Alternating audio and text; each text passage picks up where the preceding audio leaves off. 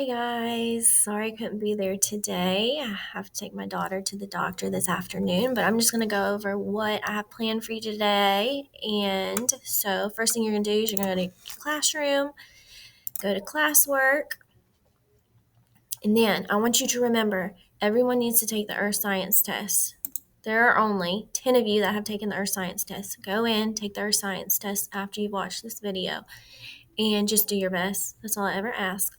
Now, let's skip to today, Friday. So, what you're going to do is you're going to open your PowerPoint and we're going to talk about goods and services, okay?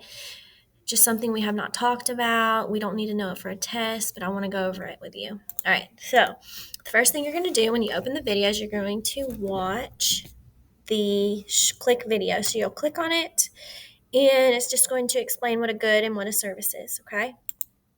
After you watch the video, I'm going to read through all these slides and then I'm going to tell you what little activity you need to do. So, people need things. We know that. They need a place to live, food to eat, and clothes to wear. People want things too. Things we want are like candy, video games, but do we need them? No, we don't need them. So, it's all about what we need and what we don't really need. So, what is a consumer? What is a producer? People are consumers and they're also producers, all right? So, when you get a haircut, you are a consumer because you are buying a service. When people buy goods and services, they are consumers. People are producers. So, for example, the person who cuts your hair is a producer. Producers are people who make goods or supply services. Sometimes consumers do not spend money at all. You might trade your peanut butter sandwich for your friend's apple, and sometimes producers do not make money. You're a producer when you do a service for your family, like doing the dishes. Your parents are producers when they provide you with dinner or clean the house. All right, so what goods and services are important to you? They might differ based off which person you are. All right, so an example, your teacher helps you understand a lesson is a service. The bus driver who brings you to school each day is providing a service as well. You may buy an apple, a Coke, some chips. That's a good that you've bought. Now, budgeting. That's the main topic today, budgeting. Okay. Have you ever asked your mom or dad for something only to be told that it's not in the budget? Meaning you say, hey, mom, hey, dad, I want a bike. And they'll say, no, sweetie, we can't afford that right now. Okay. That means it's not in their budget. So a budget is a plan of how to manage your money. Okay. First, we must think about how much money is coming in. So maybe you earn an allowance. Remember, we've talked about, hey, if you go cut someone's grass, take out the trash, sweep the floors, clean your room, maybe your parents give you $1, $10, $20, who knows? That's your allowance. That's also called your income. Okay, you might earn money weekly, monthly, a day, you might get $1. Okay, it's all about how you budget your money, how you save it, how you spend it, okay? So next, we're going to look at how much money is going out or how much money it costs you to live. Maybe you spend money on a game or going to see a movie or some chips. These are your expenses.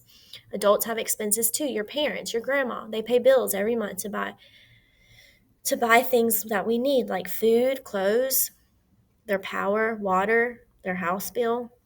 These expenses come out of their income every month, okay? So they might have a job and then their job pays them and then they have to pay their bills with the money they earn.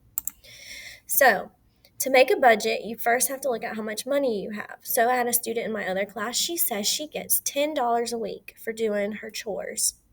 But it's her responsibility to pay for the food she wants if her mom takes her to a fast food restaurant. So here's an example. You get $20 for mowing the lawn. Okay? And you want to buy a $10 video game. So you have 20, you lose 10 of it because you bought a video game. So now you have $10 left over. You have to think, do I want to spend this $10 or do I want to save it and use it for something else? Okay, it's all about planning and making wise choices with your money. All right, think about it. Imagine if your parents made you pay for your breakfast or your lunch or your dinner. Would you have enough money to pay for that? So, the very last slide over here, slide 11, what you'll do when you pull up your PowerPoint, you will answer these questions. Okay, if you get an allowance, say you get $10 a month, How much money do you think you spend on video games? Or how much money do you think your parents spend a month on video games?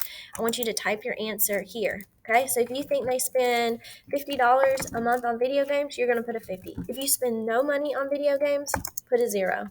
Okay, how much money do you spend on food?